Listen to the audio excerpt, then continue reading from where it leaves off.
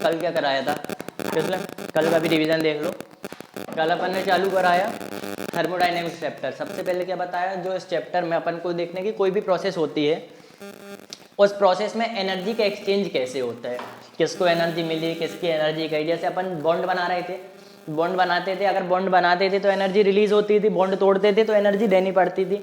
वैसे ही अपन को देखना है इस चैप्टर में किस प्रोसेस में एनर्जी रिलीज हुई, किस प्रोसेस में एनर्जी मिली। तो एनर्जी रिलीज हुई या मिली, ये अपन काय में पढ़ते हैं, थर्मोडाइनमिक्स चैप्टर में। फिर इस चैप्टर के ड्रॉबैक क्या है, ड्रॉबैक ये है कि ये रेट नहीं बताता। मतलब अगर एनर्जी मिली तो कितनी जल्दी मिली, एनर्जी गई तो कितनी तेजी से गई। किसी की एनर्जी बहुत जल्दी जा सकती, किसी की धीरे धीरे जा सकती है, तो ये चीज़ नहीं बताता थर्मोडाइनमिक्स चैप्टर। इतना बस बताता है एनर्जी गई कि एनर्जी मिली।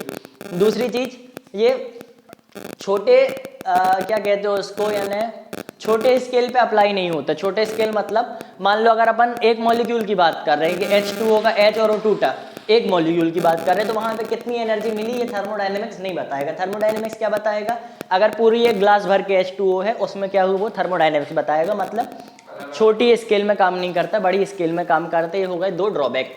फिर इसके बाद अपन ने देखा था कि थर्मोडायनेमिक्स में अपन को दो तीन चीज़ें पढ़नी है। एक पढ़ना है सिस्टम। सिस्टम क्या होता है, कोई भी चीज़ जिसकी अपन स्टडी करते हैं, जो अंडर ऑब्जर्वेशन रहता है वो होता है सिस्टम। मतलब अगर अभी अपन ये कुर्सी की स्टडी कर रहे हैं तो कुर्सी हो गई सिस्टम। फिर एक चीज़ होती है सराउंडिंग। सराउंडिंग क्या होता है, सिस्टम को छोड़ के जितनी भी चीज़ें दुनिया में वो हो गई सराउंडिंग। यानी इस पूरे यूनिवर्स में अगर केवल इस कुर्सी को छोड़ दिया जाए तो बाकी जो बचा वो सराउंडिंग हो गई। ठीक, फिर उसके बाद अपन को पढ़ना था बाउंड्री। सिस्टम और सराउंडिंग को जो चीज़ डिवाइड करती है उसको अपन कहते हैं बाउंड्री। मान लो अपने पास ये बीकर है, ये बीकर वाटर सिस्टम है, ये बाउंड्री है और बाकी की सराउंडिंग है। बाउंड्री भी दो तरीके की हो सकती है, एक जो रियल बाउंड्री रहती है, रियल बाउंड्री जैसे मान लो ये जो बीकर है रियल बाउंड्री। एक हो सकती है इमेजिनरी बाउंड्री, जैसे ये वाटर है और यहाँ से सराउंडिंग चालू है, तो जो ये वाटर की लास्ट वाले मॉलिक्यूल की लेयर है ये इमेजिनरी बाउंड्री कहलाई। बाकी इसको उतना देखने की जरूरत नहीं है। बाउंड्री की क्या डेफिनेशन होती है, जो चीज़ सिस्टम और सराउंडिंग को सेपरेट करती है उसको अपन कहते हैं बाउंड्री। फिर इसके बाद अपन ने क्या देखा, सिस्टम कितने प्रकार के होते हैं। सिस्टम तीन प्रकार के होते हैं, एक ओपन सिस्टम, एक क्लोज सिस्टम, एक आइसोलेटेड सिस्टम। ओपन सिस्टम क्या होता है, जिस सिस्टम में मैटर का और एनर्जी दोनों का ट्रांसफर हो जाए। देखो मैटर और एनर्जी दोनों का ट्रांसफर हो तो ओपन सिस्टम। मान लो ये खुला ग्लास है, खुला ग्लास है, इससे अपन पानी गिरा सकते हैं, मतलब मैटर का ट्रांसफर हो सकता है। अब अगर इसको गर्म कर दे तो धीरे धीरे एनर्जी रेडिएट हो जाएगी, हीट भी चली जाएगी, मतलब एनर्जी का भी ट्रांसफर हो सकता है, तो इसको अपन कहते हैं ओपन सिस्टम। फिर एक आता है क्लोज सिस्टम। मान लो इसके ऊपर से अपन ने ढक्कन लगा के ढक दिया, उससे पानी बाहर नहीं आ सकता।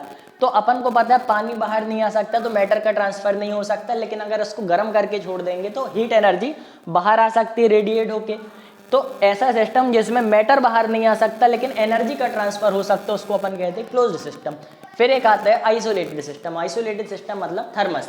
थर्मस के अंदर अगर पानी गर्म करके रख दो तो पानी गर्म रहेगा, मतलब ढक्कन बंद करके रखा तो पानी गिरेगा नहीं थर्मस से, और गर्म पानी ठंडा भी नहीं हो रहा, तो इसको अपन नहीं, फ्रिज में अपन को कॉन्स्टेंटली एनर्जी सप्लाई करनी पड़ती है ना, ठंडा करने के लिए गैस सप्लाई करनी। हाँ, तो वो क्लोज सिस्टम में आ जाएगा। अब यहाँ पे तुम्हारा क्या आइसोलेटेड सिस्टम में आ गया थर्मस। अब थर्मस भी अपन को पता है 100% आइसोलेटेड नहीं होता, लेकिन एग्जाम्पल के रूप में लिख सकते हैं। लेबोरेटरी में अपन 100% आइसोलेटेड सिस्टम बना सकते हैं कि जहाँ अगर ठंडी है तो बिल्कुल भी ट्रांसफर ना हो, गर्मी है तो बिल्कुल भी ट्रांसफर ना हो। ठीक है, तो आइसोलेटेड समझ में आ गया, क्लोज ओपन समझ में आ गया, इन तीनों में कोई दिक्कत नहीं है। सवाल कैसे आएंगे, डायरेक्टली या तो डेफिनेशन आ सकती है या तो MCQ में आ सकता है, बिल्कुल छोटा छोटा। तो तीन प्रकार के सिस्टम अपन ने देख लिए। फिर स्टेट फंक्शन, पाथ फंक्शन बता रहे, इंटेंसिव, एक्सटेंसिव, इसके अलावा और कुछ तो नहीं बताना था कल? हाँ कल बनाया था।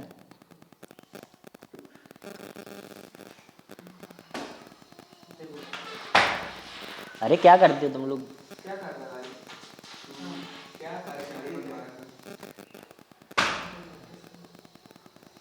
चलो हाँ, कुछ नहीं था। अब फंक्शन देखो, फंक्शन दो तरीके होते हैं, एक स्टेट फंक्शन, एक पाथ फंक्शन। ठीक, फंक्शन क्या है उसकी डेफिनेशन नहीं आएगी, है ना। फंक्शन क्या है उसकी डेफिनेशन नहीं आएगी। जिन भी चीज़ों को अपन पढ़ते हैं, मान लो प्रेशर, मास, ये सब एक तरीके के फंक्शन है। तो ये दो प्रकार के होते हैं, एक स्टेट फंक्शन, एक पाथ फंक्शन। पाथ फंक्शन क्या होता है, जो चीज़ पाथ पे डिपेंड करे। मान लो अगर कोई चीज़ ठंडे से गर्म हो रही है, ठंडे से गर्म हो रही है, तो अगर वो यानी अपन जो भी फंक्शन ले रहे हैं, अगर मान लो अपन ने लिया टेम्परेचर, टेम्परेचर किस पे डिपेंड कर रहे हैं, मान लो पहले ठंडा था, अब ठंडे से हो गया गर्म, ठीक, तो वो इनिशियल स्टेट मतलब ठंडा और फाइनल स्टेट गर्म केवल इस पे डिपेंड कर रहे हैं, तो ये कहला गया एक स्टेट फंक्शन। अब अपन बोलेंगे कि ठंडे से गर्म हुआ, तुम बताओ कि तुमने धूप में रख के गर्म किया या गैस में गर्म किया, तो कैसे गर्म किया, जहां पे बात आती कि कैसे गर्म हुआ वो होता है पाथ फंक्शन। मतलब अपन ने कौन सा पाथ चुना, मतलब अगर अपन मान लो किसी जगह ऐसे जा रहे हो डायरेक्टली जा रहे हैं, तो अगर किसी की इनिशियल स्टेट और फाइनल स्टेट बस से मतलब हो तो वो होगा स्टेट फंक्शन। और अगर कहीं ऐसे जा रहे हैं अलग अलग तरीके से जा रहे हैं और दोनों में initial state final state bus से मतलब ना हो, कौन सा पाथ लिया उससे भी मतलब हो तो वो होगा पाथ फंक्शन, ठीक है।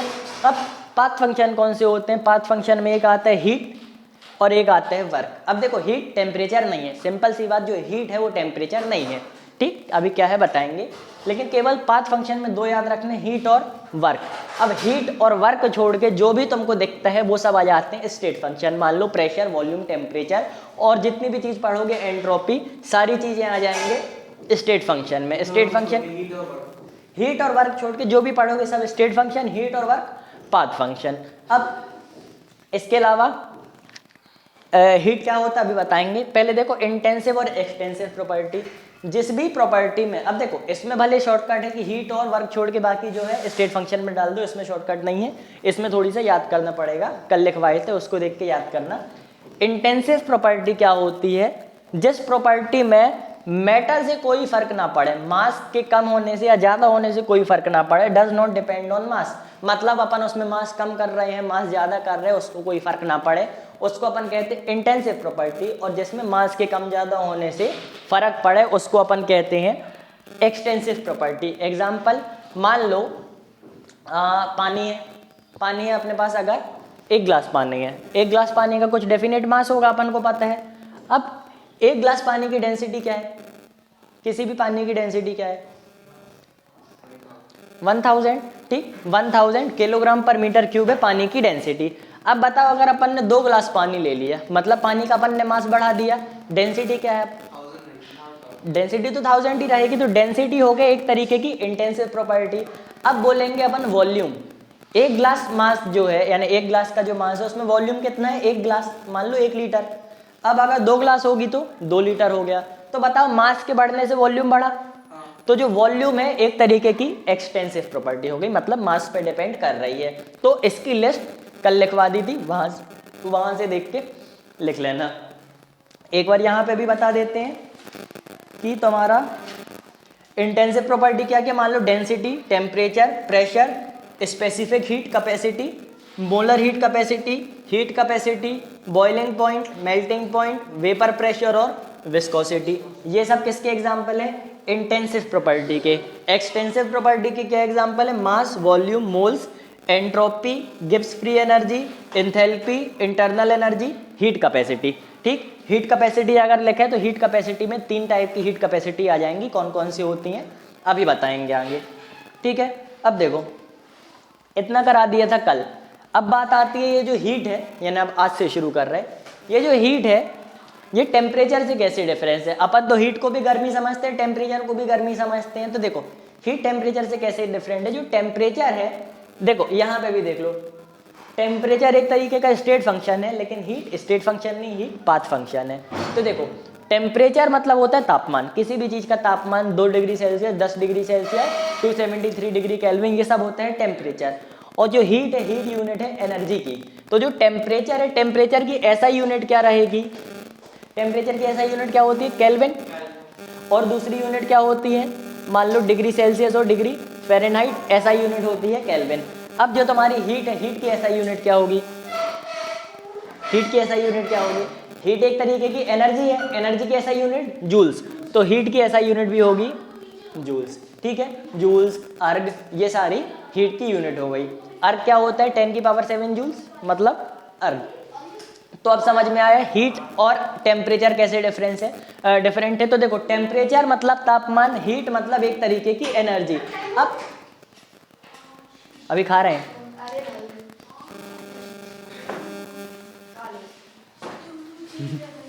अब देखो टेम्परेचर के चेंज करने से, देखो अगर नॉर्मल सी चीज पढ़ी है कि अगर अपन ने किसी चीज को गर्म किया तो उसमें कुछ ना कुछ एनर्जी आ गई। कोई चीज अगर ठंडी हुई तो उससे कोई ना कोई एनर्जी रिलीज हो गई, अपन ने नॉर्मली पढ़ा। अब देखो एक बात बताओ, कोई भी चीज दुनिया में स्टेबिलिटी लेना चाहती है, स्टेबिलिटी लेना चाहती है मतलब अपनी मिनिमम एनर्जी में आना चाहती है। अब बताओ अगर किसी गर्म चाय को अपन यहाँ पे रख देंगे तो ठंडी हो जाएगी। ठंडी क्यों हो रही है? क्योंकि वो एनर्जी रिलीज कर रही है। एनर्जी रिलीज क्यों कर रही है? क्योंकि अपनी मिनिमम एनर्जी में आनी चाहती है। मिनिमम एनर्जी में क्यों आना चाहती है? क्योंकि मिनिमम एनर्जी मतलब मैक्सिमम स्टेबिलिटी। तो कोई भी चीज रखी रखी ठंडी तो वेदर पे डिपेंड करता है ना। नहीं, ऐसा नहीं होता। ठंड में थोड़ी ठंडी रहेगी। हाँ नहीं तो वही है ना, तो वहां पे उसकी मिनिमम एनर्जी जो पॉसिबल है वही आ जाएगी। ठीक है, लेकिन कोई भी गर्म चीज ठंडे में क्यों आना? हाँ, रूम के टेम्परेचर में डिपेंड करता है, लेकिन यानी नॉर्मली कोई भी गर्म चीज ठंडी आना चाहती है ना। अब ऐसा तो नहीं है कि ठंडी चीज रख दो तो और ज्यादा गर्म हो जाएगी। मान लो अगर ठंडी चीज रखो, टेम्परेचर ज्यादा कर लिया तो रूम टेम्परेचर पे थोड़ी आएगी, रूम टेम्परेचर पे नहीं आएगी ना। तो वही है कि गर्म चीज ठंडी होना चाहती है क्योंकि वो अपनी मैक्सिमम स्टेबिलिटी अटेन करना चाहती है। तो गर्म से ठंडा होना मतलब एनर्जी रिलीज करना। अब बताओ गर्म और ठंडा क्या है? टेम्परेचर। तो जब अपन बोलते हैं कि कोई भी चीज अगर ठंडी हो रही तो एनर्जी रिलीज कर रही है, तापमान ठंडा हो रहा मतलब एनर्जी रिलीज हो रही है। तो कोई भी चीज का टेम्परेचर चेंज होने से एनर्जी में जो फर्क आता है उसको अपन कहते हैं हीट एनर्जी। ठीक, अगर कोई चीज ठंडे से गर्म हुई मतलब अपन ने उसको एनर्जी दी। तो अगर कोई चीज 10 डिग्री सेल्सियस से 20 डिग्री सेल्सियस में आई मतलब वो गर्म हो रही है। अब गर्म होने के कारण एनर्जी में जो चेंज आएगा उसको अपन कहेंगे हीट। इतना समझ में आया? अब बताओ एक गैस है अभी 10 डिग्री सेल्सियस में है, उसको अपन ने 50 डिग्री सेल्सियस में कर दिया। बताओ उसकी हीट बढ़ी कि कम हुई? उसकी हीट बढ़ गई मतलब एनर्जी बढ़ गई। अब बताओ 10 डिग्री सेल्सियस से अगर अपन ने 0 डिग्री सेल्सियस में कर दिया तो स्टेबिलिटी बढ़ी कि कम हुई? स्टेबिलिटी बढ़ी। क्यों? हीट एनर्जी कम हुई, एनर्जी कम हुई मतलब स्टेबिलिटी बढ़ी। ठीक, तो कोई भी चीज ठंडी होती है तो हीट कम होती है मतलब एनर्जी कम होती है। ऐसा नहीं होता, और ज्यादा ठंडी मतलब और ज्यादा स्टेबल हो रही है कोई भी चीज। कोई भी हाँ आइस वाटर बन रहा है तो देखो हाँ नहीं होगा। देखो आइस है, अच्छा देखो अभी एंट्रोपी वगैरह समझाएंगे तो और समझ में आएगा।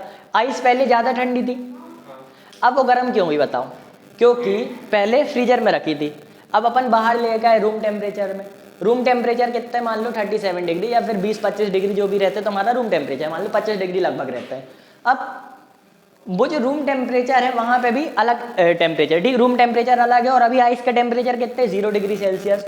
रूम टेम्परेचर से आइस में कुछ टेम्परेचर आएगा तो आइस को टेम्परेचर मिल रहा है, तो जो आइस है आइस का टेम्परेचर बढ़ा। अगर टेम्परेचर बढ़ा तो उसको हीट मिली, हीट मिली मतलब एनर्जी मिली। अगर एनर्जी मिली तो स्टेबिलिटी कम हो गई। ठीक है, तो किसी भी चीज को अगर हीट मिलती है, एनर्जी मिलती है तो उसकी स्टेबिलिटी कम हो जाती है। अब सिंपल सी चीज बताओ, एक सॉलिड ज्यादा स्टेबल रहता है, लिक्विड ज्यादा स्टेबल रहता है या गैस ज्यादा स्टेबल रहता है? सॉलिड, लिक्विड, गैस, तीनों में से सबसे ज्यादा कौन सा रहेगा? सॉलिड सेकेंड नंबर पे और थर्ड नंबर पे गैस। गैस कहीं भी जाती रहती है अनस्टेबल, सॉलिड एक जगह रखा रहता है स्टेबल। लेकिन इसका भी रीजन क्या है कि किसी भी सॉलिड को अगर अपन गर्म करते हैं तो पिघल जाता है, मतलब गर्म करे तो लिक्विड बन गया, गर्म करे हीट आई लिक्विड बना, मतलब अरे तो गैस से तो कम स्टेबल है, यानी सॉलिड से तो कम स्टेबल है। लिक्विड स्टेबल है लेकिन सॉलिड से कम। ठीक, अब किसी भी चीज को अपन ने पिघलाया, उसमें हीट भर दी, हीट भरी तो वो लिक्विड बन गई है ना, यानी मेल्टिंग पॉइंट आता है। मेल्टिंग पॉइंट मतलब सॉलिड से लिक्विड, बर्फ का एग्जांपल ले लो, बर्फ से लिक्विड बन गया मतलब उसमें हीट आई, हीट आई तो स्टेबिलिटी हो गई कम। ठीक, एनर्जी आई, स्टेबिलिटी कम हो गई। अब उसको और ज्यादा गर्म किया अपन ने, भाप बन के उड़ गई, भाप बन के अगर उड़ गई तो और ज्यादा हीट मिली होगी, तब भाप बनी, मतलब टेम्परेचर और ज्यादा बढ़ गया तो एनर्जी और ज्यादा आई, हीट और ज्यादा आई तो स्टेबिलिटी और ज्यादा कम हो गई। तो ये वाले क्वेश्चन बन जाएंगे, स्टेबिलिटी किस में ज्यादा, एनर्जी किस में ज्यादा। ठीक, एनर्जी जिसमें ज्यादा, स्टेबिलिटी उसमें कम, सीधा सा लॉजिक है। ठीक, टेम्परेचर के चेंज होने से जो एनर्जी का ट्रांसफर होता है उसको क्या कहते हैं? हीट। हीट या फिर हीट एनर्जी करके बोलोगे तो ज्यादा अच्छा रहेगा। हीट एनर्जी, यानी हीट एनर्जी बोलने की जरूरत नहीं रहती, बोलोगे तो भी चलेगा, ना बोलोगे तो भी चलेगा। अब बताओ हीट में तो कोई दिक्कत नहीं, हीट समझ में आ गया। अब देखो हाँ, अब देखो, अब इसको मिटाते हैं।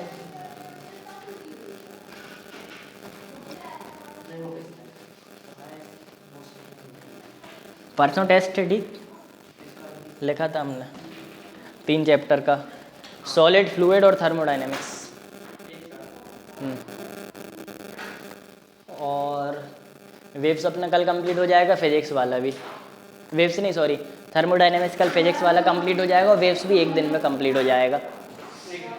हाँ अभी तो चालू नहीं हुआ, लेकिन एक दिन में हो जाएगा। जब मैम ने 4 दिन में कराया तो हम एक दिन में करा ही देंगे। क्या आ रहा है, आ रहा है।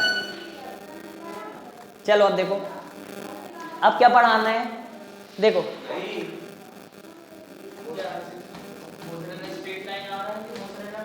दोनों आ रहे हैं, किसी ने बोला था दोनों।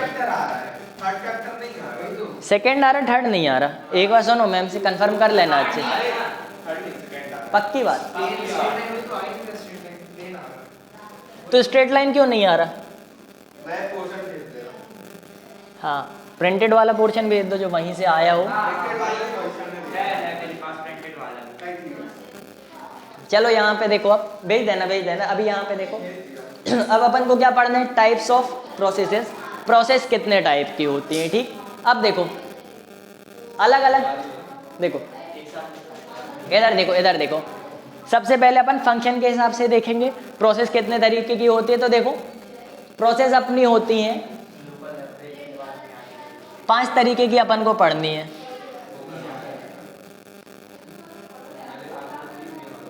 देखो 5 तरीके की पढ़नी है। 5 तरीके की प्रोसेस में सबसे पहली आती है आइसोथर्मल। इधर देख लो, आइसोथर्मल प्रोसेस मतलब, थर्मल मतलब टेम्परेचर, आइसो मतलब एक जैसा, मतलब जिसमें टेम्परेचर कांस्टेंट हो। तो यहाँ पे टेम्परेचर कांस्टेंट रहता है, आइसोथर्मल टेम्परेचर कांस्टेंट 1। दूसरी क्या, आइसो बारिक। बार काय की यूनिट होती है बताओ? बार प्रेशर की यूनिट होती है। 1 mmHg बराबर, नहीं वो तो 1 टॉर होता है। 10 की पावर 5 पैस्कल बराबर 1 बार होता है। तो 1 बार किसकी यूनिट होती है? प्रेशर की। तो आइसोबारिक प्रोसेस में मतलब प्रेशर इज इक्वल टू, हाँ 10 की पावर 7 तो कुछ अर्ग, अर्ग जूल्स अर्ग में, ठीक है। चलो 1 जूल मतलब 10 की पावर 7 अर्ग ना। आइसोबारिक मतलब प्रेशर कांस्टेंट रहेगा। अब देखो आइसोकोरिक, आइसोकोरिक मतलब यहाँ पे वॉल्यूम कांस्टेंट रहेगा। ठीक, आइसोकोरिक मतलब वॉल्यूम कांस्टेंट। फिर रहेगा एडियाबैटिक।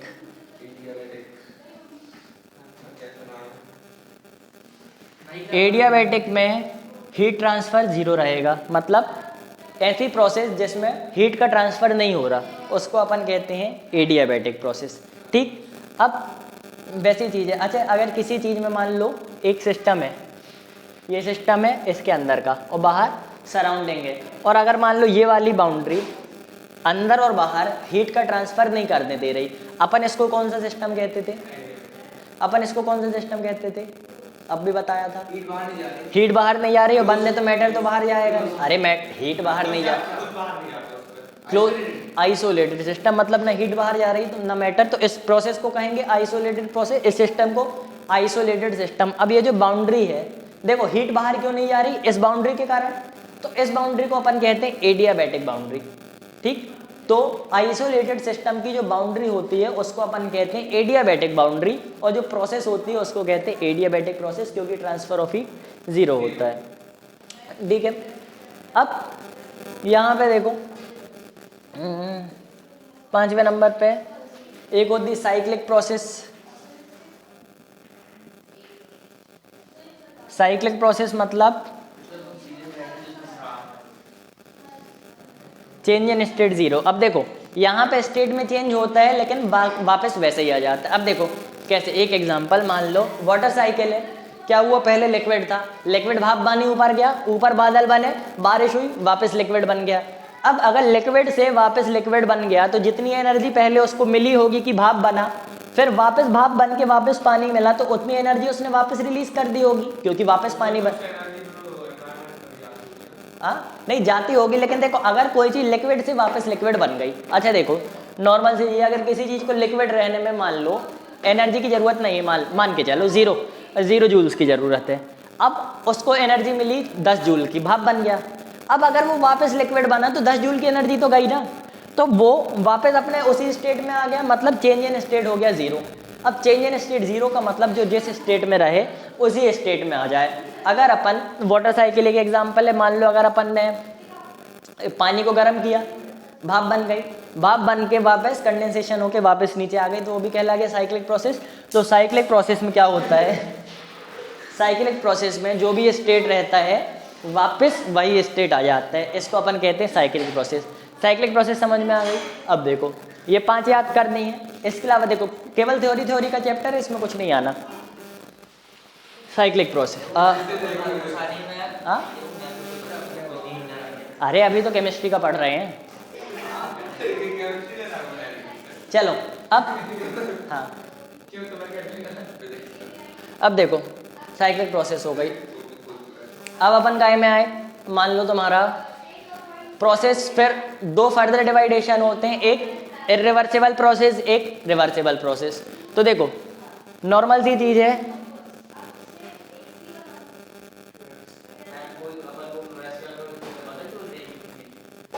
देखो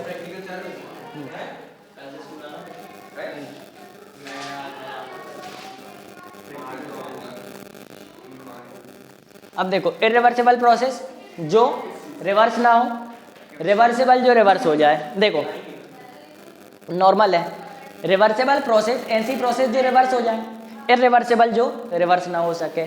अब देखो जितनी भी नेचुरल प्रोसेस रहती है वो रिवर्स नहीं हो सकती, तो वो होती है इरिवर्सिबल। तो यहाँ पे नेचुरल प्रोसेस जो भी होती है इरिवर्सिबल रहती है, रिवर्सिबल जो वापस हो जाए। मान लो किसी भी चीज़ में एक तुम्हारा ये पिस्टन है, मान लो पिस्टन है, ठीक।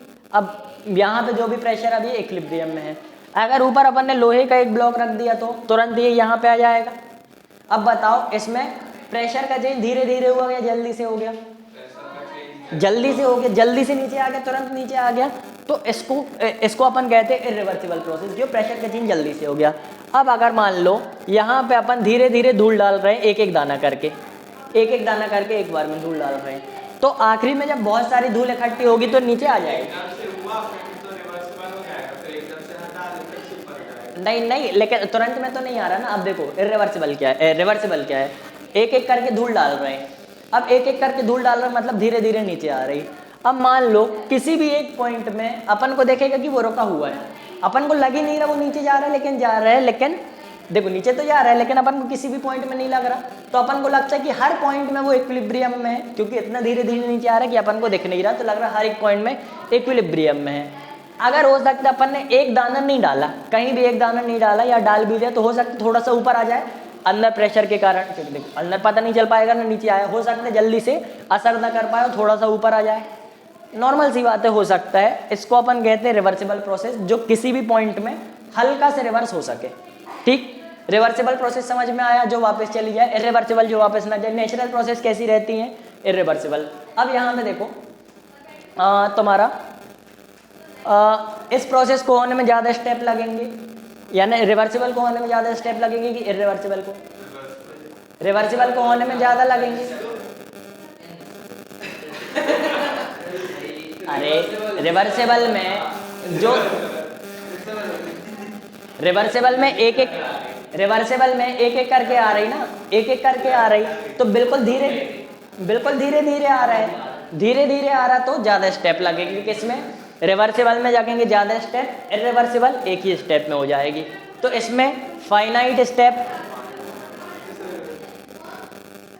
और इसमें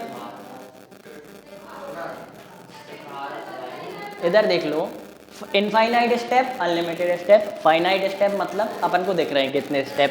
अब इसमें क्या होगा, अपन को हमेशा लगेगा कि इक्विलिब्रियम में है, तो इक्विलिब्रियम एट एवरी पॉइंट। तो देखो हर पॉइंट में इक्विलिब्रियम में है, और यहाँ पे ऐसा कुछ नहीं होगा।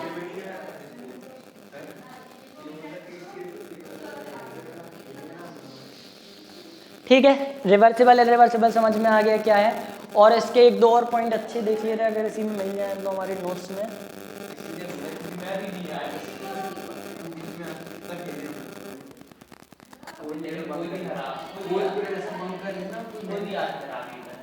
हाँ देखो, एक चीज और है प्रेशर वाली। यहाँ पे जो एक्सटर्नल प्रेशर है वो वेरिएबल है, क्यों धीरे धीरे करके प्रेशर बढ़ रहा। यहाँ पे एकदम से प्रेशर बढ़ गया था, मतलब यहाँ पे अपन ने एक ब्लॉक रख दिया 10 किलो का, तो एकदम से प्रेशर बढ़ गया। तो यहाँ पे प्रेशर एक्सटर्नल जो है वो कांस्टेंट है और यहाँ पे प्रेशर एक्सटर्नल वेरिएबल है। ठीक है, रिवर्सिबल इरिवर्सिबल समझ में आ गया, ये वाली 5 समझ में आ गई, इसमें कोई दिक्कत नहीं, रिवर्सिबल इरिवर्सिबल समझ में आ गया। अब देखो, अब अपन आते हैं एनर्जी पे, इंटरनल एनर्जी। और क्या क्या पढ़ाना था, एक मिनट देख लें। रिवर्सिबल हो गया, अभी work done, work heat, work 30 रुपए का टेम्पर स्टेशन वाला ऐसे ही होता है। अच्छा चलो, इंटरनल एनर्जी बाद में कराते हैं, अब आ जाओ। अच्छा वो मैंने ऐसे करके निकाल लगा ना। अरे कितनी बात कर रहे हो तुम लोग। अब देखो,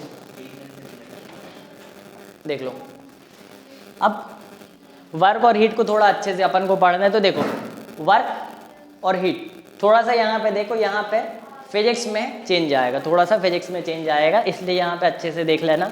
वर्क क्या है, अभी अपन केमिस्ट्री वाला पढ़ रहे हैं, अच्छे से याद रखना, ऊपर डाल भी लेना, केमिस्ट्री वाला पढ़ रहे हैं। तो देखो, वर्क और हीट, इन दोनों के बारे में पढ़ना। अब देखो, किसी भी चीज़ की अगर एनर्जी चेंज हो रही है तो वो या तो वर्क के कारण होगी, वर्क अगर चेंज हुआ तो एनर्जी चेंज होगी, या तो हीट के कारण होगी। थर्मोडायनेमिक्स में अपन को यही पढ़ना है कि या तो वर्क डन के कारण होगी या तो हीट के कारण होगी, अगर किसी भी चीज़ की एनर्जी चेंज हो रही है तो। अब देखो, अगर ये अपना सिस्टम है, देखो ये चीज़ तुम लोग से ऐसे ही बन जानी चाहिए, केमिस्ट्री में अभी तक अपन ने क्या पढ़ा है, ये अपना सिस्टम है। अब देखो, अगर इस सिस्टम को अपन ने हीट दी, इस सिस्टम को अपन ने हीट दी, ठीक, सिस्टम को हीट दी। अब बताओ, सिस्टम के पास हीट आ गई, तो सिस्टम के पास जो एनर्जी का गेन हुआ, पॉजिटिव हुआ कि नेगेटिव हुआ? पॉजिटिव हुआ, तो यहाँ पे अपन को लिखना है पॉजिटिव जी, पॉजिटिव क्यू। क्यू क्यों? क्यू होता है हीट के लिए, ठीक, क्यू होता है हीट के लिए, तो अपन पॉजिटिव क्यू लिखेंगे हीट के लिए। अब बताओ, अगर सिस्टम ने एनर्जी दे दी, सिस्टम ने एनर्जी दी मतलब सिस्टम की एनर्जी कम हो गई, तो यहाँ पे नेगेटिव क्यू। ठीक है, ये समझ में आया। अब बताओ, अगर सिस्टम ने वर्क डन किया, अगर सिस्टम ने वर्क डन किया और सिस्टम पे वर्क डन हुआ, इन दोनों का बताओ। अगर सिस्टम ने वर्क डन किया, देखो सिस्टम को मद्देनजर रख के अपन को बताना है। अगर सिस्टम ने वर्क डन किया तो वर्क डन नेगेटिव की पॉजिटिव? नेगेटिव क्यों? देखो, सिस्टम ने वर्क किया, अगर वर्क किया तो उसकी कुछ एनर्जी खर्च हो गई ना, एनर्जी खर्च हुई मतलब नेगेटिव, तो यहाँ पे अपन को लिखना है नेगेटिव। और पॉजिटिव तब लगेगी जब अलग से हीट लगती है। हाँ, अब देखो, अगर किसी ने सिस्टम के ऊपर वर्क किया, अगर किसी ने सिस्टम के ऊपर वर्क किया तो उसको अपन कहेंगे, हाँ ठीक ठीक, सिस्टम ने वर्क किया तो नेगेटिव वर्क, सिस्टम के ऊपर वर्क हुआ तो पॉजिटिव वर्क। अब ये चाहे पॉजिटिव और नेगेटिव हीट हो, चाहे पॉजिटिव और नेगेटिव वर्क हो, अपन को हीट और वर्क से नहीं निकालना, अपन को कैसे निकालना है? अपन को निकालना है एनर्जी से। ठीक, सिस्टम के पास अगर एनर्जी आई तो पॉजिटिव और सिस्टम के पास से एनर्जी गई तो नेगेटिव, इसको भूलना नहीं, ये चीज इंपॉर्टेंट है। ठीक, ये अभी कौन सा वाला पढ़ रहे हैं? केमिस्ट्री वाला, फिजिक्स वाला छोड़ दो, सीधी सीधी बात, केमिस्ट्री वाला अभी पढ़ रहे हैं। केमिस्ट्री में किसको देखना है? सिस्टम को। सिस्टम की एनर्जी गई तो नेगेटिव, एनर्जी आई तो पॉजिटिव। ठीक है, अब देखो ये समझ में आ गया हीट और वर्क का। अब देखो इंटरनल एनर्जी समझो, जो तुम्हारी अच्छा एक वर्क डन का फॉर्मूला लिख लेना, वर्क डन का एक फॉर्मूला बस लिख लो, केवल फॉर्मूला लिख लेना। देखो केवल फॉर्मूला, एक प्रैक्टिकल के थ्रू भी बता दे रहे। मान लो ये तुम्हारा पिस्टन है, पिस्टन जैसा मान लो एक कंटेनर है, यहाँ पे अपन ने लगा दिया पिस्टन, ठीक, यहाँ पे लगा दिया पिस्टन। अब इसके अंदर अभी कुछ वॉल्यूम है V, या V1 ले लो, V1, इसके अभी वॉल्यूम है V1। अब बताओ अगर ऊपर से अपन प्रेशर लगाएंगे, अगर ऊपर से अपन प्रेशर लगाएंगे तो इसका फाइनल वॉल्यूम कम हो जाएगा, मतलब अब ये यहाँ कहीं आ जाएगी तो इसके पास अब कौन सा वॉल्यूम आ गया, मान लो V2। तो अपन को मालूम है कि जो चेंज इन वॉल्यूम हुआ वो नेगेटिव हुआ कि पॉजिटिव। चेंज इन वॉल्यूम मतलब V2 माइनस V1, V1 ज़्यादा था, V2 कम है, फाइनल माइनस इनिशियल मतलब चेंज इन वॉल्यूम हुआ नेगेटिव। ठीक है, इतनी चीज़ तो बिल्कुल क्लियर है।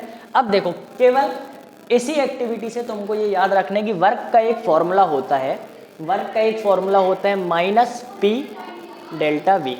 माइनस पी डेल्टा वी कहाँ से आया, कैसे आया, कुछ नहीं बता रहे, कुल वर्क का एक फॉर्मूला याद रखना, कई जगह यूज होगा, माइनस पी डेल्टा वी। अब इसके वॉल्यूम, चेंज इन वॉल्यूम बड़ा वी है ना, बड़ा वी है। अब देखो इससे अपन नॉर्मली निकाल सकते हैं। अब बताओ अगर इसका वॉल्यूम कम हो गया, अब देखो यहाँ से समझ में आ रहा है इसका वॉल्यूम कम हुआ, तो बताओ वर्क किसने किया, बाहर से कुछ वर्क हुआ है, मतलब ऊपर से प्रेशर लगा, मतलब बाहर से कुछ वर्क हुआ है, बाहर से कुछ वर्क हुआ। तो अगर बाहर से कुछ वर्क हुआ मतलब, अगर बाहर से वर्क हुआ मतलब वर्क यानी work done on the system, work done on the system मतलब सिस्टम पे वर्क हुआ है, केवल वर्क लिख लो।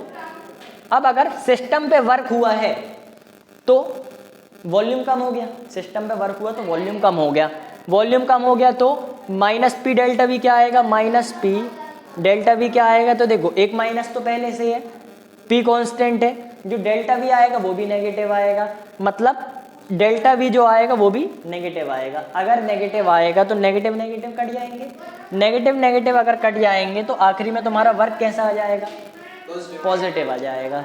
ठीक, एक देखो एक नेगेटिव ये पहले से है, एक नेगेटिव डेल्टा वी का आंसर आया, पी प्रेशर है, डेल्टा वी का जो भी आंसर आया नेगेटिव आया तो वर्क डन तुम्हारा क्या आ जाएगा, पॉजिटिव। मतलब अगर वर्क डन सिस्टम पे हुआ तो पॉजिटिव। अब अभी अपन ने पिछले एग्जांपल में भी यही देखा था कि अगर सिस्टम पे वर्क डन हुआ मतलब सिस्टम पे एनर्जी आई, सिस्टम पे एनर्जी आई मतलब एनर्जी का गेन हुआ मतलब पॉजिटिव। तो ये फॉर्मूला के थ्रू है, पिछला वाला लॉजिक के थ्रू था। अब बताओ ये नीचे आ गया, मान लो अगर नीचे दबा के अपन ने छोड़ दिया, अब अगर दबा के छोड़ेंगे तो इसके अंदर का कुछ प्रेशर है, मान लो दबा के जब छोड़ा तब उसका वॉल्यूम था V1, अब जब अपन छोड़ देंगे तो ये वापस नीचे से ऊपर चला जाएगा, क्यों, अंदर का इंटरनल प्रेशर है उसका कुछ, तो V2 जो आएगा V2 बड़ा हो जाएगा, V1 छोटा हो जाएगा। अब बताओ वर्क का क्या फॉर्मूला है, minus P delta V, minus P delta we work का फॉर्मूला है। अब माइनस ठीक है, पी ठीक है, जो भी प्रेशर लगेगा वो भी ठीक है, डेल्टा वी बताओ पॉजिटिव आएगा कि नेगेटिव, पॉजिटिव आएगा क्योंकि V2 माइनस V1, V2 बड़ा है V1 छोटा है, तो जो तुम्हारा V2 माइनस V1 आएगा वो रहेगा पॉजिटिव। तो यहाँ पे जो भी आंसर आएगा पॉजिटिव रहेगा, तो टोटल वर्क डन आएगा नेगेटिव। अब टोटल वर्क डन नेगेटिव आएगा, इससे भी अपन को यही पता चला अगर सिस्टम ने वर्क डन किया तो वर्क डन नेगेटिव। ठीक है, पिछला वाला लॉजिक से समझ में आ गया था, ये वाला फॉर्मूला से समझ में आ गया, वर्क डन का formula minus P delta we. ठीक है, ये समझ में आ गया, वर्क डन बता दिए, रिवर्सिबल इरिवर्सिबल प्रोसेस हो गया। अच्छा देखो ये जो वर्क डन है ना, ये जो फॉर्मूला है ये रिवर्सिबल प्रोसेस का है, इरिवर्सिबल प्रोसेस का फॉर्मूला अपन को नहीं देखना। ये वाला जो फॉर्मूला है ये इरिवर्सिबल प्रोसेस का है। ठीक, जो प्रोसेस रिवर्स नहीं हो पाएगी इरिवर्सिबल प्रोसेस का है। क्यों, नॉर्मल सी बात है, अपन जो नॉर्मली प्रोसेस देखते हैं अगर यहाँ तक रख के अपन ने छोड़ दिया तो जल्दी से ऊपर आएगा ना, ऐसा थोड़ी कि इनफाइनाइट स्टेप में ऊपर आएगा कि 10 दिन में ऊपर आ रहा, अपन को दिखेगा भी नहीं, जल्दी से ऊपर आएगा, मतलब इरिवर्सिबल प्रोसेस है। तो ये वाला फॉर्मूला इरिवर्सिबल प्रोसेस का है। अब देखो इंटरनल एनर्जी, किसी भी चीज़ की इंटरनल एनर्जी क्या होती है, अब अपन ने वर्क डन देख लिया, हीट देख लिया, तो अब इंटरनल एनर्जी और देख लो। तो किसी भी चीज़ की इंटरनल एनर्जी क्या आती है,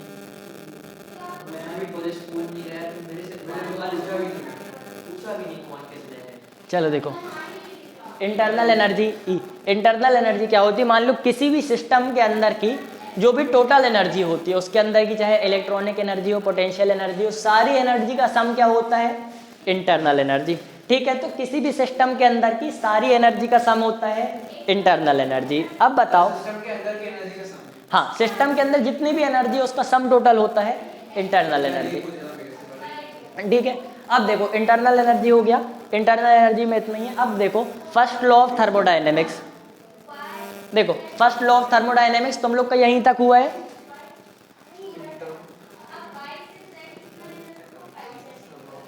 हाँ बस first low.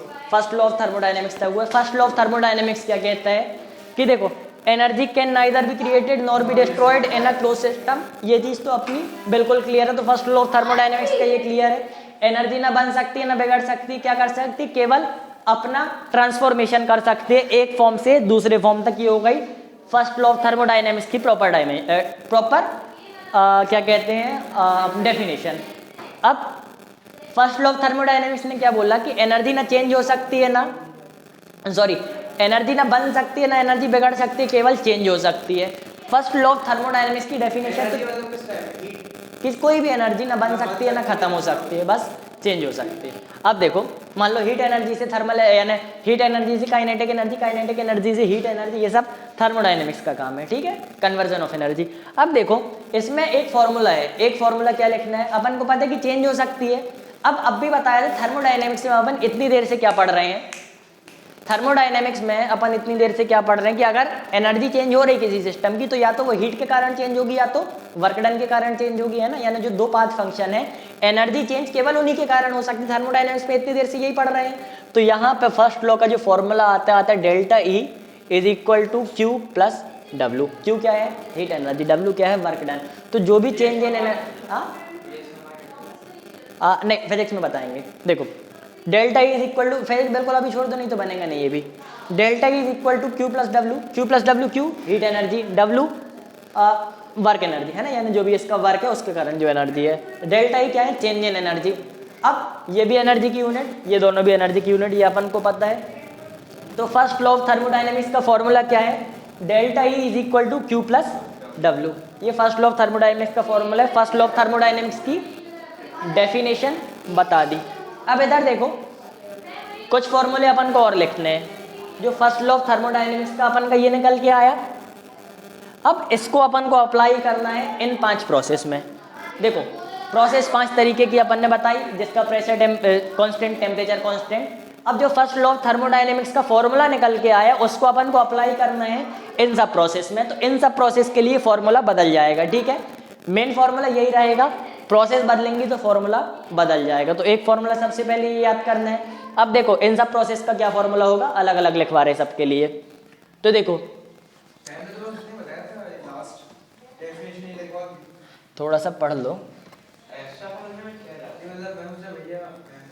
Delta E is equal to Q plus W. बहुत डीप नहीं पढ़ाएंगे, थोड़ा थोड़ा पढ़ो। लेकिन देखो delta E is equal to Q plus W अपन को पता है। अब देखो बिल्कुल सिंपल, जहां से तुम लोग को सरल समझ में आए। सबसे पहले आ जाओ एडियाबैटिक प्रोसेस में। एडियाबैटिक प्रोसेस में क्या होता है, जो क्यू होता है 0 होता है। एडियाबैटिक प्रोसेस का मतलब क्या है कि हीट ट्रांसफर उसमें नहीं होगा।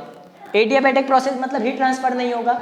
अब इस पे अगर ये वाला फॉर्मूला रखेंगे तो बताओ क्यू की वैल्यू 0 हो जाएगी, क्यों, हीट ट्रांसफर इसमें होना नहीं। तो देखो वो तो चेंज इन हीट है। देखो चेंज, देखो ये लिखो या फिर ये लिखो, एक ही बात है, ठीक, एक ही बात है ना। हीट के हर केस में नहीं, हीट के केस में, ठीक। अब यहाँ पे देखो delta is equal to Q plus W. अब देखो अगर क्यू 0 हो गया तो इस पे फॉर्मूला क्या बन जाएगा, इस पे अपना फॉर्मूला ये आ जाएगा क्या, डेल्टा इज इक्वल टू, देखो क्यू को अपन ने ऐसे काट दिया, प्लस डब्ल्यू मतलब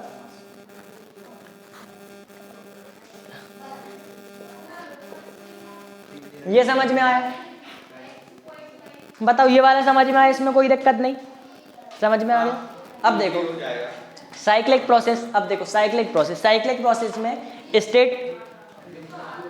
साइक्लिक प्रोसेस में क्या है, स्टेट कांस्टेंट है, स्टेट कांस्टेंट या फिर चेंज इन स्टेट 0 है, मतलब जो स्टेट चेंज हुआ वापस उसी स्टेट में आ गया। अब बताओ अगर कोई लिक्विड स्टेट है, लिक्विड स्टेट में अगर तुम्हारी एनर्जी है 0 जूल की और गैसियस स्टेट में एनर्जी हो जाती है 10 जूल की, और अगर कोई वापस लिक्विड स्टेट में आ गया, अब बताओ एनर्जी कितने जूल की है।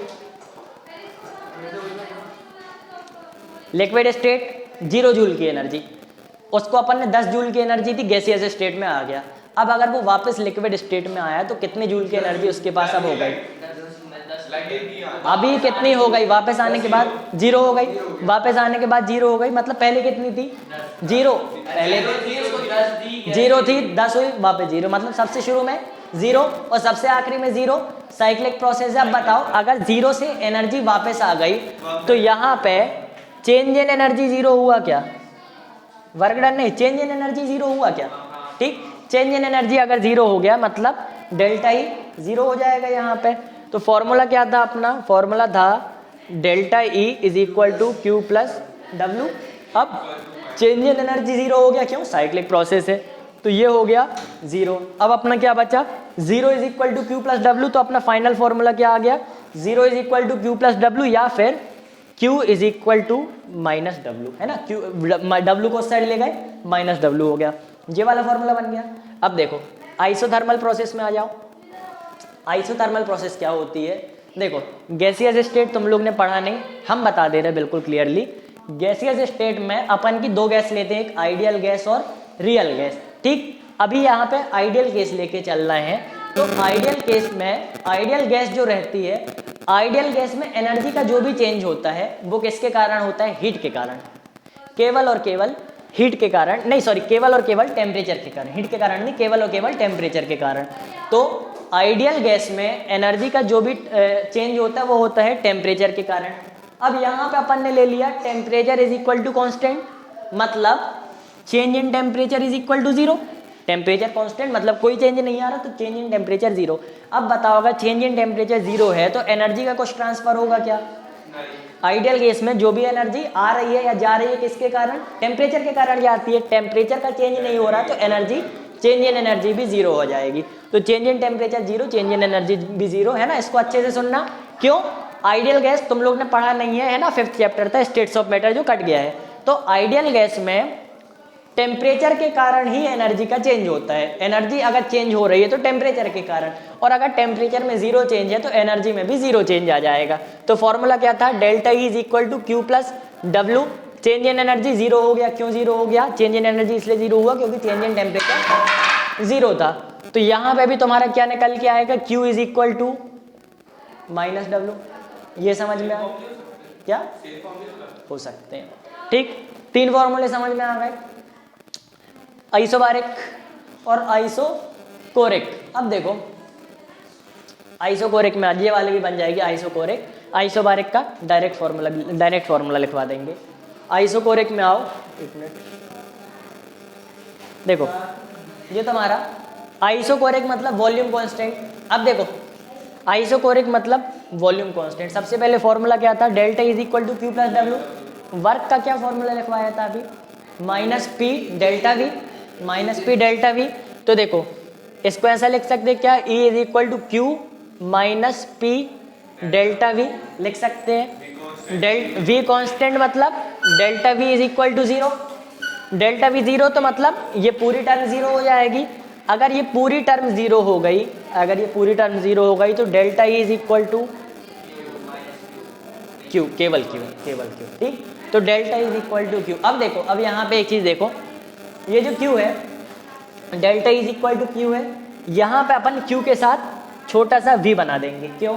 क्योंकि कांस्टेंट वॉल्यूम पे है। ठीक है, Q के साथ छोटा सा v बना दिया, कांस्टेंट वॉल्यूम पे है। यहाँ पे छोटा सा t बना सकते हैं, क्यों? कांस्टेंट टेम्परेचर पे है। यहाँ क्या बना सकते हैं? साइक्लिक प्रोसेस में कुछ बनाने की जरूरत नहीं, छोटा सा t बना सकते हैं अगर कांस्टेंट टेम्परेचर पे है। यहाँ पे देखो, यहाँ पे तो Q है नहीं, छोड़ दो। अब यहाँ पे देखो जरा, आइसोबारिक प्रोसेस, डेरिवेशन नहीं करा रहे, डायरेक्टली फॉर्मूला लिखो। Delta H is equal to Q P, direct formula लिखो। Delta H is equal to Q P, और यहाँ पे डेल्टा एच क्या है? Enthalpy, enthalpy. मत करे यार। चलो 5 फॉर्मूले आ गए। अब देखो इन फॉर्मूला के बाद थोड़ा सा बस बचा। देखो ये 5 फॉर्मूले लिख लिए। अब एंथैल्पी क्या होती है? देखो एंथैल्पी की डेफिनेशन आएगी। सबसे पहले एंथैल्पी की डेफिनेशन देख लो। तो एंथैल्पी की डेफिनेशन यहाँ से क्या समझ में आ रही? देखो एंथैल्पी, तो देखो चेंज इन एंथैल्पी, डायरेक्ट एक डेफिनेशन तुमको फॉर्मूले से मिल गई। Change in enthalpy is equal to transfer of heat at constant pressure. ये क्यू क्या है? ट्रांसफर ऑफ हीट है, पी मतलब कांस्टेंट प्रेशर पे है। तो डेफिनेशन एंथैल्पी की यहीं से आ गई। Enthalpy is equal to transfer of heat at constant pressure. अब इतना मिटा दे, ठीक। एक छोटी सी डेफिनेशन आ गई, दीदी ने कराया नहीं तो अभी केवल यही डेफिनेशन याद रख लो। क्या? चेंज ऑफ हीट या फिर transfer of heat at constant pressure. तो एंथैल्पी समझ में आ गई, एंथैल्पी समझ में आ गई, है ना। ज्यादा से ज्यादा एक नंबर की डेफिनेशन आएगी, एक नंबर की डेफिनेशन में यही लिख के आना है, आ सकती है। इस चैप्टर में देखो थ्योरी है तो यही सब आएगा।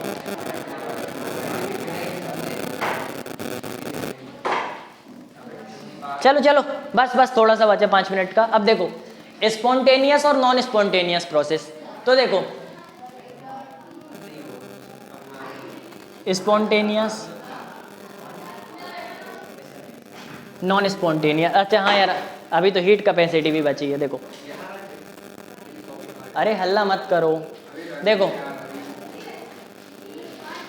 स्पॉन्टेनियस और नॉन स्पॉन्टेनियस। स्पॉन्टेनियस मतलब जो प्रोसेस अपने आप हो जाए वो स्पॉन्टेनियस प्रोसेस। नॉन स्पॉन्टेनियस मतलब जो अपने आप ना हो सके, non spontaneous process. Non spontaneous का एग्जांपल बताओ। अगर एक कोल या कोयला अपन ने रखा, अपने आप जल जाएगा क्या? तो उसको जलाना कैसी प्रोसेस हुई? नॉन स्पॉन्टेनियस हो गई, क्योंकि अपन कर रहे हैं। अगर कोई चीज़ अपने आप हो रही, मान लो ऊपर पानी है, पानी ऊपर झरना है, नीचे अपने आप गिर रहा है कि अपन धक्का दे रहे हैं? अब लेकिन गिर तो अपने आप रहा है ना, अपन ग्रेविटी तो लगा नहीं रहे ना, ग्रेविटी अपने आप लग रही है। तो ऐसी प्रोसेस जो अपने आप हो रही वो स्पॉन्टेनियस प्रोसेस। हाँ, रेन वाटर स्पॉन्टेनियस प्रोसेस, ठीक है। अब देखो कोई भी नेचुरल प्रोसेस होती है स्पॉन्टेनियस होगी कि नॉन स्पॉन्टेनियस? अभी बताया था, थोड़ी देर पहले बताया था, जो नेचुरल प्रोसेस रहती हैं वो रिवर्सिबल नहीं होती हैं, ठीक। नेचुरल प्रोसेस रिवर्सिबल नहीं होती, तो नेचुरल प्रोसेस इरिवर्सिबल होती है, अपन को पता है। अब स्पॉन्टेनियस की नॉन स्पॉन्टेनियस? स्पॉन्टेनियस क्योंकि नेचुरल प्रोसेस अपने आप हो रही, तो नेचुरल प्रोसेस स्पॉन्टेनियस। तब अपन को क्या पता चला? जो नेचुरल प्रोसेस होती हैं स्पॉन्टेनियस भी होती हैं और इरिवर्सिबल भी होती हैं। स्पॉन्टेनियस नॉन स्पॉन्टेनियस समझ में आ गया। अब इसमें एक चीज़ और है। क्या क्या क्या? एप्पल रख दिया वो अपने आप खराब। हाँ, स्पॉन्टेनियस प्रोसेस, ठीक है। अब देखो यहाँ पे एक चीज़ और है, जो भी चीज़ स्पॉन्टेनियस है वो स्पॉन्टेनियस क्यों है? क्योंकि देखो अगर कोई चीज़ अपने आप हो रही है तो क्यों हो रही है? क्योंकि वो ज़्यादा स्टेबल बनना चाहती है। सुन लो, अगर कोई चीज़ अपने आप हो रही है मतलब वो ज़्यादा स्टेबल बनना चाह रही है। अगर 1 मिनट पानी पीना पड़ेगा।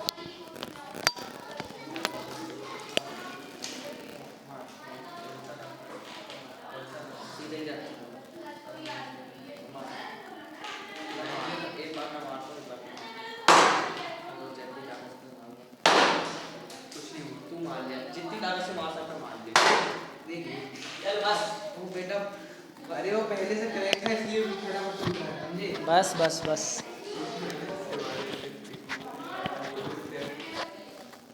इधर देखो, चल इधर देखो। अब अगर कोई चीज़ अपने आप हो रही है तो क्यों हो रही है बताओ? अगर कोई चीज़ अपने आप हो रही है तो वो एनर्जी गेन कर रही कि लूज कर रही? अपने आप हो रही तो एनर्जी गेन कर रही है। अपने आप हो रही तो एनर्जी लूज। अगर कोई चीज़ अपने आप हो रही है तो वो इसलिए हो रही क्योंकि वो एनर्जी लूज करके स्टेबल बन जाए। तो देखो अगर स्पॉन्टेनियस प्रोसेस की बात करें तो उसका एक उठता है तो वो क्या करें? क्या? अगर पेट उठता है वो नेचुरली हो रहा है। तो देखो स्पॉन्टेनियस है ना, अपने आप हो रहा है। लेकिन वो स्टेबल हो जा रहा है। हाँ, अरे देखो ऐसा नहीं है, हर तरीके से नहीं। लेकिन देखो अगर पेड़ उग रहा है, नेचुरल प्रोसेस है, इरिवर्सिबल है ना, वापस नहीं गबेगा, तो स्पॉन्टेनियस प्रोसेस कहलाएगी और नेचुरल इरिवर्सिबल भी कहलाएगी। लेकिन अब देखो ज़्यादा दिमाग मत लगाओ इसमें। स्पॉन्टेनियस प्रोसेस इसमें क्या होती है? Tendency to achieve maximum stability या फिर tendency to achieve minimum energy. अगर मिनिमम एनर्जी मतलब मैक्सिमम स्टेबिलिटी, तो स्पॉन्टेनियस की एक ये चीज़ है। अब बताओ कोयला को अपन जला रहे हैं तो उसमें अपन बाहर से हीट दे रहे हैं, मतलब यहाँ पे एनर्जी गेन होती है ना। नॉन स्पॉन्टेनियस एनर्जी गेन हो रही है। हल्का सा ये भी समझ में आ गया कि स्पॉन्टेनियस अपने आप हो रही है, नेचुरल प्रोसेस है, एनर्जी लूज कर रही है, स्टेबिलिटी गेन कर रही है। नॉन स्पॉन्टेनियस एनर्जी इनको मिल रही है, अपने आप भी नहीं हो रही, नेचुरल प्रोसेस भी नहीं है, ठीक।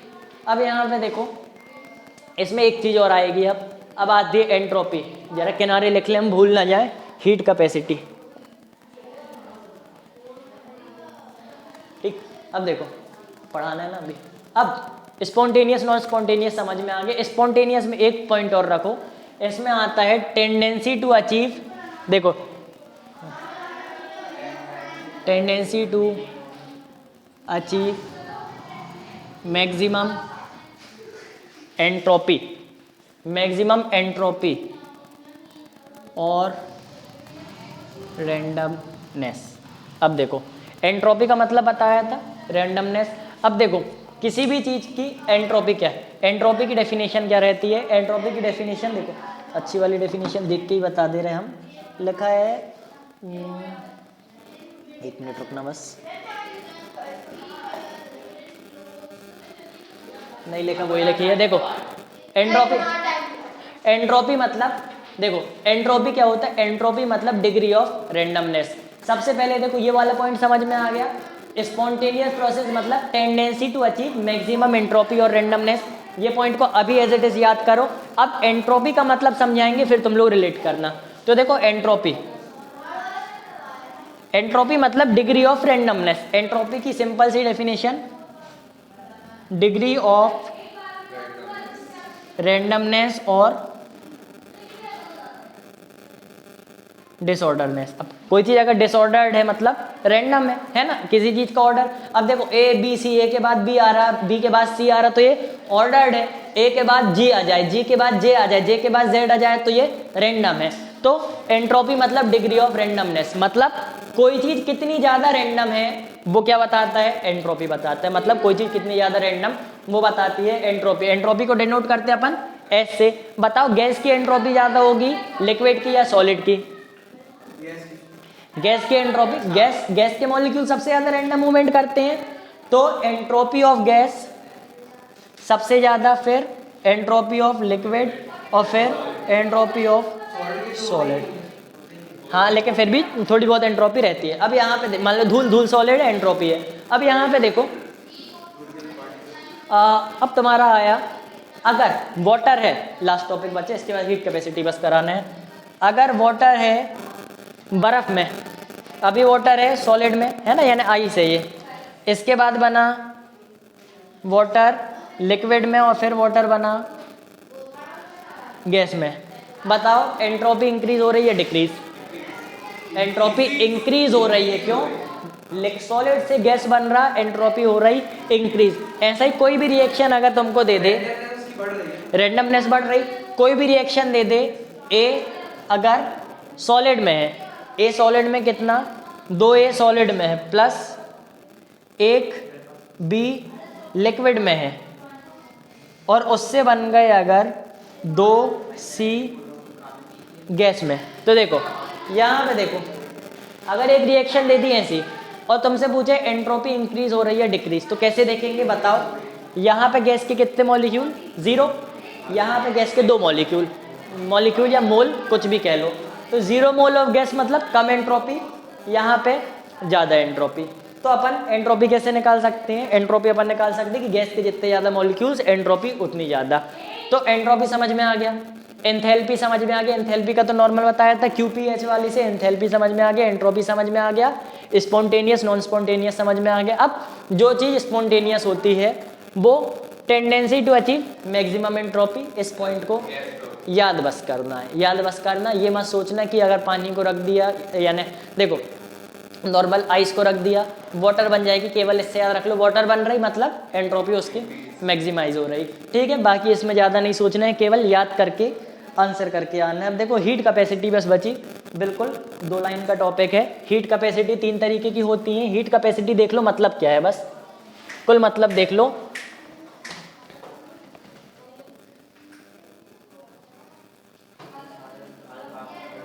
अब देखो हीट कैपेसिटी, यहाँ पे ये रखी है कुर्सी, कुर्सी का भी कुछ टेम्परेचर होगा, उस टेम्परेचर को केवल 1 डिग्री सेल्सियस या फिर 1 डिग्री फ़ारेनहाइट या फिर 1 डिग्री केल्विन, 1 डिग्री बढ़ाने में अपन को जो हीट देनी पड़े। देखो टेम्परेचर बढ़ा रहे, टेम्परेचर क्या है, तापमान, और हीट क्या है, एनर्जी। तो 1 डिग्री टेम्परेचर बढ़ाने के लिए या फिर 1 केल्विन टेम्परेचर बढ़ाने के लिए जो हीट एनर्जी देनी पड़े उसको अपन कहते हैं हीट कैपेसिटी। हीट कैपेसिटी की डेफिनेशन समझ में आ गई? ठीक है, अपने पास हीट कैपेसिटी, सबसे पहले नॉर्मल हीट कैपेसिटी की डेफिनेशन देखो। नॉर्मल हीट कैपेसिटी में अपने पास एक अमाउंट ऑफ मैटर रखे, मान लो 1000 किलोग्राम कार्बन एट मान लो कितना 300 केल्विन। ठीक, 1000 किलोग्राम कार्बन रखे हैं 300 केल्विन में। अब इसको अपन को 301 केल्विन में बढ़ाना है, तो अपन को कुछ एनर्जी देनी पड़ेगी, कुछ हीट एनर्जी देनी पड़ेगी। कुछ भी अपन ने हीट एनर्जी दी तो इससे हो गया 1000 किलोग्राम कार्बन एट 301 केल्विन। अब ये एनर्जी क्या कहलाई? ये एनर्जी कहलाई हीट कैपेसिटी। हीट कैपेसिटी समझ में आ गया। अब हीट कैपेसिटी को लिखते कैसे अपन? सी से। हीट कैपेसिटी दो तरीके की होती है, एक अपनी मोलर हीट कैपेसिटी और एक होती है स्पेसिफिक हीट कैपेसिटी। अब देखो, पहले स्पेसिफिक देखो फिर मोलर देखो। तो यहाँ पे लिखा सी और यहाँ पे बना दिया छोटा सा एस। तो specific heat capacity, specific heat capacity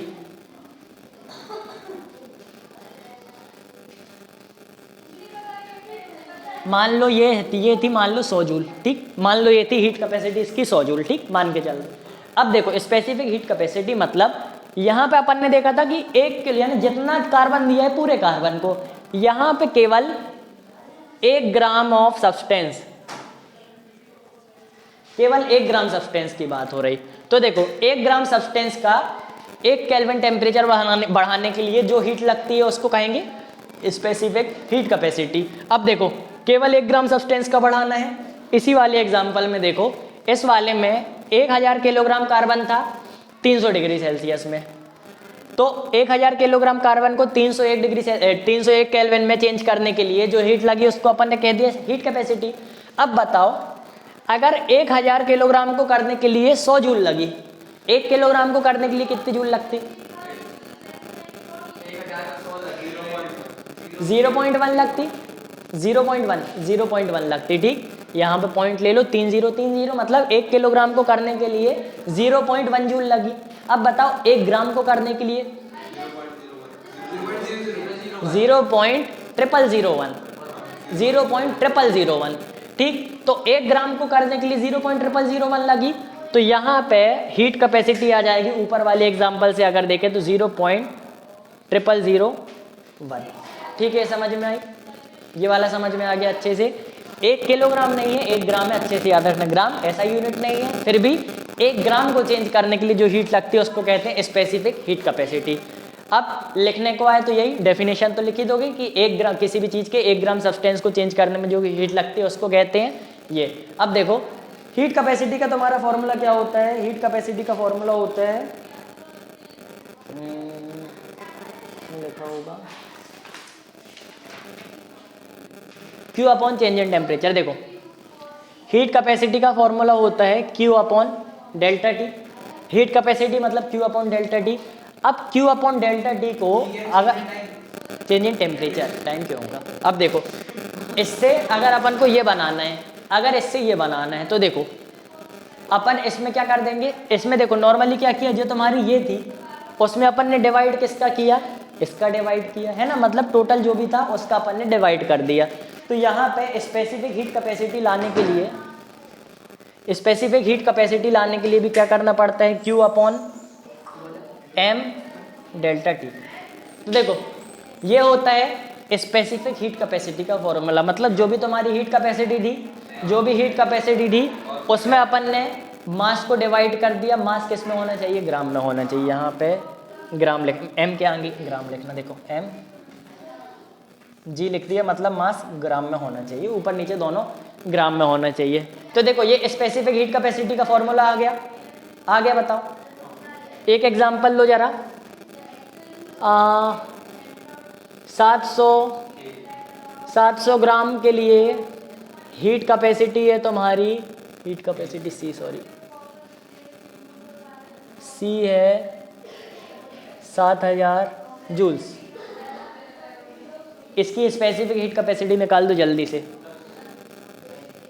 700 ग्राम के लिए हीट कैपेसिटी है 7000 जूल्स। हाँ, इसमें क्या करना है? हीट कैपेसिटी मतलब ये हो गया, अपॉन में अपन को मास करना है। मास करेंगे मतलब अपॉन में 700 कर देंगे तो तुम्हारी 10 आ जाएगी। मतलब 1 ग्राम अगर 700 के लिए 7000 है तो 1 के लिए कितनी होगी? 10 होगी। ठीक है, स्पेसिफिक हीट कैपेसिटी समझ में आ गया। अब एक होती है molar heat capacity. Molar heat capacity की डेफिनेशन खुद से सोचो,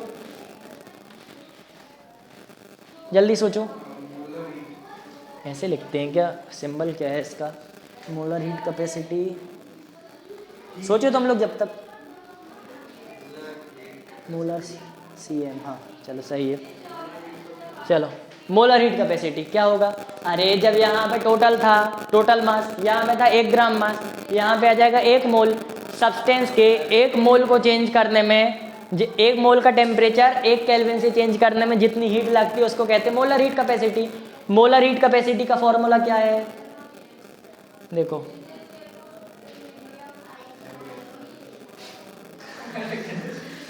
molar heat Q upon N।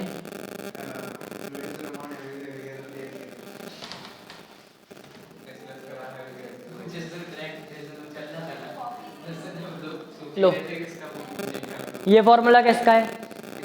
ये फॉर्मूला है मोलर हीट कैपेसिटी का। ठीक है, तो यहाँ पे थर्मोडायनेमिक्स खत्म हो गया।